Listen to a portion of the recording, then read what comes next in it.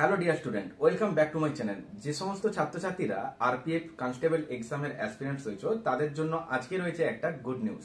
তো ভিডিওটা শেষ পর্যন্ত দেখো যাতে করে তোমার নিজের এই গুড নিউজটা তুমি খুব শীঘ্রই জানতে পারো।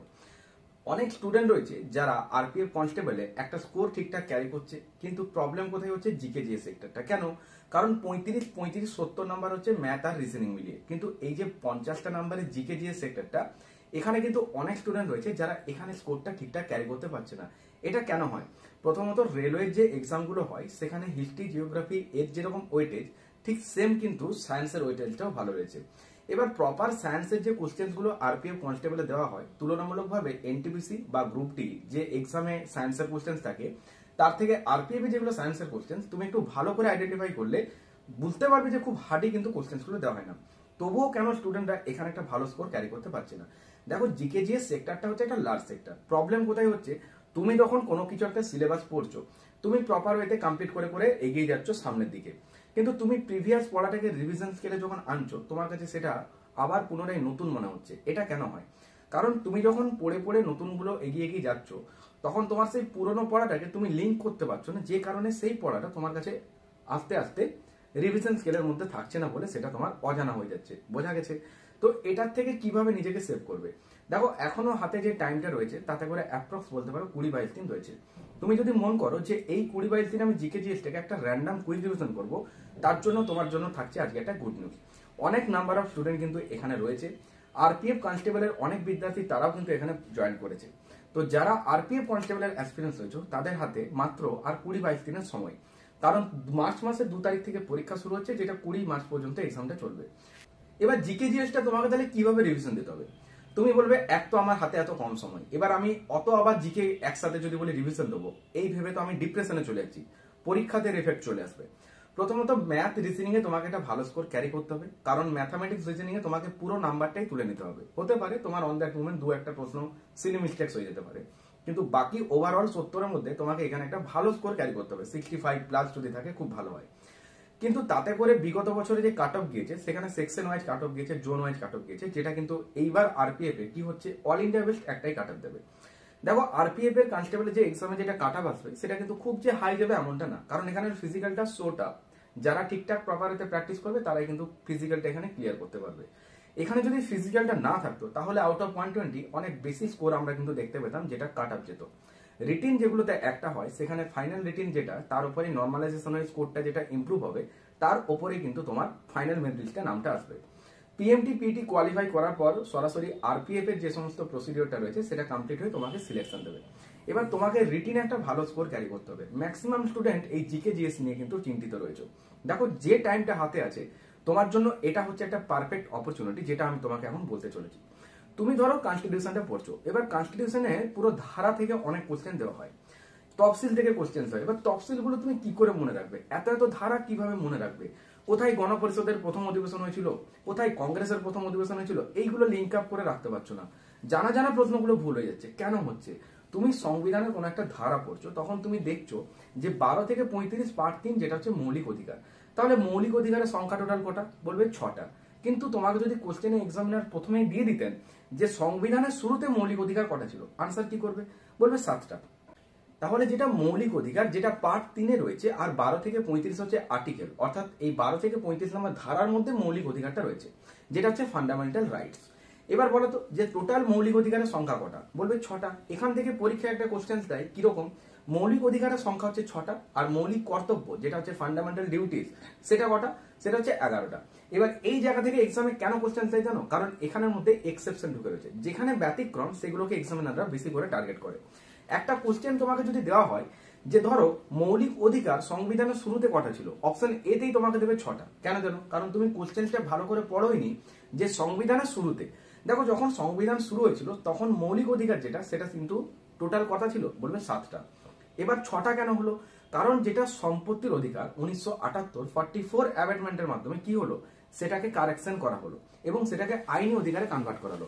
হয়তো তোমার একটা কোনো প্রপার্টি আছে, কিন্তু সেই প্রপার্টিটা দেখা গেল যে রোডের ধারে, গভর্নমেন্টের কোন একটা রোডের জন্য সেই জমিটা লাগবে, তুমি তখন বলছো আমি দেবো না। এই রকম প্রবলেমগুলোর থেকে সমাধান করার জন্য ওরা এর ওপরেই একটা কারেকশন করলো যে সম্পত্তির যেটা প্রপার্টির মালিক সেটা তুমি, বাট সেটা কিন্তু একটা আইনি অধিকার, অর্থাৎ আইনের যদি কোনো রকম অর্থাৎ গভর্নমেন্টের যখন এই সমস্ত প্রপার্টিগুলো দরকার পড়বে তখন সেটা অ্যাজ পার কনস্টিটিউশন রুল তোমাকে সেগুলো দিতে হচ্ছে। বোঝা গেছে? যেটা 1978 44 অ্যামেন্ডমেন্টের মাধ্যমে। এই যখনই 44 বলছো তোমাকে সঙ্গে সঙ্গে লিঙ্ক করতে হবে যে 44 অ্যামেন্ডমেন্টটাকে কি বলা হয়। বলবে এটাকে বলা হয় ইউনিয়ন সিভিল কোড, অর্থাৎ আইন সবার জন্য সমান। এবার তুমি বলো তো মিনি কনস্টিটিউশন তাহলে কোনটাকে বলে? বলবে যেটা 42তম সংবিধান সংশোধন হয়েছিল, অর্থাৎ 1976 42তম সংবিধান সংশোধনে কি হয়েছিল? গণতন্ত্র, ধর্মনিরপেক্ষ সমাজতন্ত্র এই কথাগুলো যুক্ত হয়েছিল। বলবে হ্যাঁ। এবার সৌভাদিত্ব আর সাম্য এটা কোথার থেকে নেওয়া হয়েছে? আনসার করবে ফ্রান্সের থেকে। তোমাকে যদি বলে যে সংবিধানের যে সংশোধন পদ্ধতি এটা কোথা থেকে নেওয়া হয়েছে, কি আনসার করবে? বলবে যেটা হচ্ছে দক্ষিণ আফ্রিকা থেকে নেওয়া হয়েছে, সাউথ আফ্রিকা থেকে। ক্লিয়ার হয়েছে? এবার তুমি বলো তো উত্তর আফ্রিকাতে কোন মরুভূমিটা রয়েছে? বলবে সাহারা মরুভূমিটা রয়েছে। রাইট? এবার বলো তো দক্ষিণ আফ্রিকাতে কোন মরুভূমিটা রয়েছে? বলবে কালহারিটা রয়েছে। সঙ্গে সঙ্গে তোমাকে এইভাবে মরুভূমিগুলো একটু রিভিশন করতে হবে। কেন? কারণ তুমি পড়ছো দক্ষিণ আফ্রিকা। রাইট? যেমন প্যাটাগোনিয়া মরুভূমিটা কোথায় রয়েছে? আর্জেন্টিনাতে। এশিয়া মহাদেশের মধ্যে লার্জেস্ট যেটা মরুভূমি সেটা কোনটা? যেটা হচ্ছে তোমার গোবি মরুভূমি, যেটা চীন আর মঙ্গোলিয়া।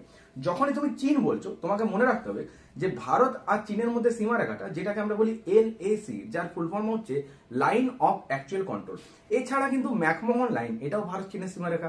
কিন্তু তুমি বলো তো LAC এর জায়গায় যদি LOC বলছো এটার ফুল ফর্ম কি? বলবে লাইন অফ কন্ট্রোল। এটা ডিভাইড করছে ভারত আর পাকিস্তানকে। কার নাম অনুসারে? ওই যে র্যাডক্লিফ লাইন বলি না, যেটা ভারত পাকিস্তানের সীমারেখা, তাহলে স্যার সিরিল র্যাডক্লিফের নাম অনুযায়ী। বোঝা গেছে? এবার স্যার সিরিল র্যাডক্লিফ যেটা র্যাডক্লিফ লাইন এটা হয়েছিল। তাছাড়া মনে রাখবে 24 degree parallel line, 28 degree parallel line, both are still answer. Indian Pakistan is the correct answer. এর পাশাপাশি লিঙ্ক আপ করলে যে ওটার নিচে লাইন এটা কিসের মধ্যে আছে? না পূর্বতন পূর্ব জার্মানি আর পোল্যান্ডের মধ্যে। ঠিক আছে?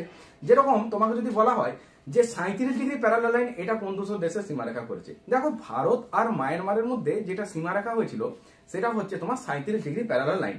মনে রাখবে যে 1937 সালে ভারত আর মায়ানমারের মধ্যে কি হচ্ছিল? একটা সীমারেখা বন্টন হয়েছিল। এই টাইমটাকে যেটা 1937, এই জন্য 37 ডিগ্রি প্যারালাল লাইন দিয়ে ডিনোটস করা হচ্ছে যেটা হচ্ছে ভারত আর মায়ানমার। মায়ানমারে যেটার মুদ্রা তার নাম কি? যেটা হচ্ছে বার্মিজ কায়াত। কারণ মায়ানমারের আগে যেটা নাম ছিল পূর্বে সেটা হচ্ছে বার্মা। রাইট? এই ভারত আর মায়ানমারের মধ্যে রয়েছে লুসাই নদী। তুমি যখনই নদীতে যাচ্ছ তুমি বলো তো এক্সামে নদী থেকে কিরকম কোশ্চেন গুলো দেয়? প্রথমত তোমাকে জেনে রাখতে হবে যে আমাদের ওয়ার্ল্ডের মধ্যে যদি বলতাম যে দীর্ঘতম নদী, তখন আনসার করো নীল, তারপর আমাজন। এবার আমাজন নদীতে মনে রাখবে পানির পরিমাণ বেশি। কিন্তু এশিয়ার মহাদেশের মধ্যে বলে সব থেকে বৃহত্তম নদীটা কোনটা? আনসার কি হবে? তখন তোমাকে আনসার করতে হবে যেটা কিন্তু ইয়াংসি কিয়াং বা ইয়াংজে, যেটাকে চীনের দুঃখ বলে। সঙ্গে সঙ্গে লিঙ্ক করতে হবে যে তাহলে সরো অফ বেঙ্গল বাংলার দুঃখ কাকে বলে? যেটা দামোদর। যখনই দামোদর বলছো লিঙ্ক করো যে দামোদর এটা ভারতের মধ্যে সব থেকে বেশি কয়লা সঞ্চিত আছে কোথায়? আনসার করবে দামোদর নদের অববাহিকায়। বোঝা গেল? 80% কয়লা সঞ্চিত আছে। এখান থেকে আরেকটা কোশ্চেন এক্সামে রাখা হয় যে যদি বলে ভারতের মধ্যে সব থেকে পুরাতন কয়লা খনিটার নাম কি আর বৃহত্তম কয়লা খনিটার নাম কি, তো মনে রাখবে বৃহত্তম বললে আনসার হবে যেটা হচ্ছে ঝাড়খণ্ডের ঝরিয়া। রাইট? আর পুরাতন বললে আগেকার দিনে পুরনো দিনে কি ছিল? বলবে রাজা রানী ছিল, তাহলে রানীগঞ্জ 1774 থেকে 75 সময়। বোঝা গেছে? এই কয়লা থেকে আরেকটা কোশ্চেন থাকে, কয়লার যেটা সব থেকে কঠিনতম রূপ সেটা হচ্ছে গ্রাফাইট। যখনই গ্রাফাইট বলছো লিঙ্ক করো যে পারমাণবিক চুল্লিতে মডারেটর হিসাবে কি ব্যবহৃত হয়? বলবে D2O, যেটা ভারী হাইড্রোজেন আইসোটোপ মিশ্রিত জল, আর এটা হচ্ছে তোমার গ্রাফাইট। বোঝা গেছে? এই পরমাণু থেকে আরেকটা কোশ্চেন তাই দেখবে পরমাণুটা এটা কি নিউক্লিয়ার বিভাজন নাকি নিউক্লিয়ার সংযোজন? তুমি মনে রাখবে যে পরমাণুটা হচ্ছে নিউক্লিয় কি? বলবে বিভাজন। আর হাইড্রোজেনটা কি? নিউক্লিয় সংযোজন। ক্লিয়ার? এবার যেটা বিভাজন সেটা হচ্ছে কি? নিউক্লিয়ার ফিউশন না নিউক্লিয়ার ফিশন? অনেক সময় ইংলিশ টার্মে দিতে পারে। তো এটার জন্য একটা দুর্দান্ত ট্রিক্স আছে। কিরকম? তোমাকে যখন বলবে পরমাণু আর একটা দেয় হাইড্রোজেন বোমা বা সৌরশক্তি, তো মনে রাখবে হাইড্রোজেন বোমা আর সৌরশক্তি এই দুটো হচ্ছে একই টাইপের। রাইট? এবার হাইড্রোজেন বোমা আর সৌরশক্তি দিয়ে যদি বলে এটা কি নিউক্লিয়ার ফিউশন না নিউক্লিয়ার ফিশন, অর্থাৎ বিভাজন না সংযোজন, কি করতে পারো? দেখো পরমাণু এটা কি? প্রথম পরমাণু যদি বলে যে টেস্টিং করা হয়েছিল কোথায়? আনসার করে আসবে রাজস্থানের পোখরানে, ইন্দিরা গান্ধীর সময়। ঠিক আছে? পারমাণবিক রিয়েক্টর প্রথম যেটা কোনটা? কি আনসার করবে? যেটা হচ্ছে অপ্সরা। তাই না? আবার কুদান কালাম পারমাণবিক বিদ্যুৎ কেন্দ্রটা কোথায় রয়েছে? যেটা রয়েছে তামিলনাড়ুতে। এই যে তামিলনাড়ু নামটা আগে কি ছিল? মাদ্রাজ। কত সালে হয়েছে চেঞ্জ? 1969, 1969। এই সমস্ত সালগুলো কি করে মনে রাখবে? বলবে 1ও নয় 6ও নয়। বলো হ্যাঁ। মনে রাখবে 1969 14টা ব্যাংক ভারতের জাতীয়করণ হচ্ছে। রাইট? তার পাশাপাশি মনে রাখবে পশ্চিমবঙ্গ থেকে বিধান পরিষদ বিলুপ্ত হচ্ছে। ISRO Indian space research organisation এটা এস্টাবলিশ হচ্ছে। 1969 অর্থনীতিতে নোবেল দেওয়া শুরু হচ্ছে। মূলত অর্থনীতিতে নোবেল দেওয়াটা শুরু হচ্ছে 1969, কিন্তু নোবেল পুরস্কার দেওয়া হচ্ছে 6টা ক্ষেত্রে, যেটা 1901 সাল থেকে সুইডেন দেশ প্রদান করছে। আবার ফার্স্ট ইন্ডিয়ান যিনি হচ্ছেন Amartya Sen the argument of India লেখার জন্য অর্থনীতিতে নোবেল পুরস্কার পাচ্ছে। আমি কোথায় ছিলাম বলতো? সংবিধানের ধারাতে ছিলাম, তাই না? 12 থেকে 35 মৌলিক অধিকার, মৌলিক অধিকারের সংখ্যাটা হচ্ছে 12 নম্বর ধারা। 14 থেকে 18 সমানতার অধিকার, ক্লিয়ার। এবার তুমি বলো তো অস্পৃশ্যতার বিলোপ সাধন 17 নম্বর। 18 থেকে পদবি, টাইটেল, খেতাবি এই ওরিয়েন্টেড। 15 নম্বর ধারাটা জাতি, বর্ণ, লিঙ্গ এই ওরিয়েন্টেড। 16টা কি সরকারি চাকরিতে সমানতার অধিকার, বোঝা গেছে? পরীক্ষা একটা দেয় 19 থেকে 22 এগুলোর মধ্যে কি রয়েছে, বলবে স্বাধীনতার অধিকার। এবার স্বাধীনতার অধিকার বলতে সব রকম স্বাধীনতা তা তো না, পার্টিকুলার ধরা বাঁধা আছে যে এই স্বাধীনতাগুলো সংবিধানে উল্লেখিত রয়েছে, সেগুলো কি? 19 নাম্বার ধারার মধ্যে তোমার কিন্তু 6টা সাংবিধানিক অধিকার রয়েছে, যেটা আবার এইরকম ফ্রিডম রাইটস, বোঝা গেছে? এবার তুমি বলো তো 19A, 19B, 19C, 19D, 19C, 19A তোমাকে বললো যে বাক মতামতের স্বাধীনতার অধিকার। তোমাকে যদি বলে বাক স্বাধীনতার অধিকার, এটা কত নম্বর আর্টিকেল? বলবে 19A। তাহলে আমি কথা বলবো স্বাধীনভাবে, এটা হচ্ছে 19 A, বোঝা গেছে? এবার আমি কথা বলার জন্য বললাম যে আমরা এক জায়গায় জমায়েত হবো না, হ্যাঁ চল জমায়েত হই, এটা হচ্ছে 19B। এবার এক জায়গায় যখন জমায়েত হয়েছি তখন যদি আমি একটা সভা সমিতি গঠন করি তাহলে জিনিসটা আরো ভালো হবে, বলবে হ্যাঁ তাহলে এটা হচ্ছে 19C। এক জায়গায় দাঁড়িয়ে না বসে বসে এরকম সভা সমিতি তো ভালো লাগবে না, চল একটু ঘোরাফেরা করি, তাহলে স্বাধীনভাবে চলাফেরা বা ঘোরার অধিকার, এটা হচ্ছে 19D, ক্লিয়ার হয়েছে? ঘুরতে ঘুরতে আমার এত সুন্দর একটা জায়গা পছন্দ হয়েছে, আমি এখানে একটা প্রপার্টি কিনতে চাইছি আর এখানেই থাকবো ঠিক করছি। সরকার বলে রেখেছে সংবিধানের ধারাতে যে তুমি যদি প্রপার্টি কেনো সেটা তোমার ব্যক্তিগত মালিকানা, এটা ঠিক, কিন্তু অ্যাজ পার গভর্নমেন্ট রুল সেটা হচ্ছে ওই যে 1978-44 অ্যামেন্ডমেন্টে যেটা কি করেছিল যে সম্পত্তির অধিকারটা আইনি অধিকারে কনভার্ট হয়েছিল, এটা হয়ে গেল 19C। আর 19F যেটা, সেটা কি? আচ্ছা আমি প্রপার্টি নেবো, যদি দরকার পড়ে আপনারা নিয়ে নেবেন, ঠিক আছে, আমি নিজে পেশা ব্যবসা বাণিজ্য করবো, এটার তো অধিকার রয়েছে ফ্রিলি, বলবে হ্যাঁ এইরকম ভাবে আমি নিজেকে আবার দাঁড় করে নেবো, অর্থাৎ স্বাধীনভাবে পেশা ব্যবসা বাণিজ্য করার অধিকার। এইভাবে তোমাকে লিঙ্ক আপ করতে হবে, বোঝা গেছে? যেরকম 23 থেকে 24 এটা কি শোষণের বিরুদ্ধে অধিকার, ঠিক আছে, তোমাকে প্রপার ওয়েতে করতে হবে। তো তোমাকে 19 থেকে 22 টোটাল যে স্বাধীনতার অধিকার, তারপর কি 23 থেকে 24 এটা কি শোষণের বিরুদ্ধে অধিকার, 25 থেকে 28 এটা কি ধর্মীয় স্বাধীনতার অধিকার। এবার পার্টিকুলার 25 নম্বরটা কি, 26 নম্বরটা কি, 27টা কি, 28টা কি, এগুলো তোমাকে তো লিঙ্ক আপ করে মনে রাখতে হবে, বোঝা গেছে? যেরকম অকা মানে কি অজাশত্রু কালাশোক অশোক কনিষ্ক, এটা কি বৌদ্ধদের প্রথম সম্মেলন, দ্বিতীয় সম্মেলন, তৃতীয়, চতুর্থ। 483, 383, 250, 78 এটি, বোঝা গেছে? কার কার সময় হয়েছিল? অকা অর্থাৎ অজাশত্রু কালাশোক অশোক কনিষ্ক, ক্লিয়ার হয়ে গেছে, বোঝা গেছে? এবার যদি বলে সভাপতি কারা কারা ছিল, কি অ্যান্সার করবে? মস্তিব মানে কি মহাকাশ্য, প্রথমটা হলো দন্তস্ব সভাপতি, তারপরে এটা কি বলো? তিব মানে তিস্য, বফর বসুমিত্র। বৌদ্ধদের হিঞ্জার মহাজনের ডিভিশন হয়েছিল কোনটাতে, কোন সম্মেলনে? আনসার হবে চতুর্থ সম্মেলনে। এবার কোথায় কোথায় হয়েছিল জায়গাগুলো কি? রাজগীয়, বৈশালী, তারপর কি পাটলিপুত্র, আরেকটা কাশ্মীরের জলন্ধর। এই যখনই কাশ্মীর বলছো মনে রাখবে এখান থেকে একটা কোশ্চেন দেয়, জাফরান চাষ কোথায় ভালো হয়? আনসার করে জম্মু অ্যান্ড কাশ্মীর, যেখানকার লেফটেন্যান্ট গভর্নর হচ্ছে কে, বলবে মনোজ সিনহা, ক্লিয়ার? কনস্টিটিউশন থেকে 370 ধারাটা এবং 35 ধারাটা ডিলিট করা হয়েছে। Dachigam national park located in the state in Jammu and Kashmir, এখানে রয়েছে তোমার ঝিলাম নদী, এখানে রয়েছে কিন্তু পং ড্যাম, তাই না, বিয়াস নদীগুলো রয়েছে। তো তোমাকে প্রপার ওয়েতে লিঙ্ক আপ করতে হবে, তাই না? এই লিঙ্ক আপটা যদি তুমি করতে পারো, তোমার ওভারঅল এই যে হাতে কম সময়টা তুমি জিকে জিএসটা রিভিশন করতে পারবে। তোমাকে তার জন্য আসতে হবে যোদ্ধা ব্যাচ।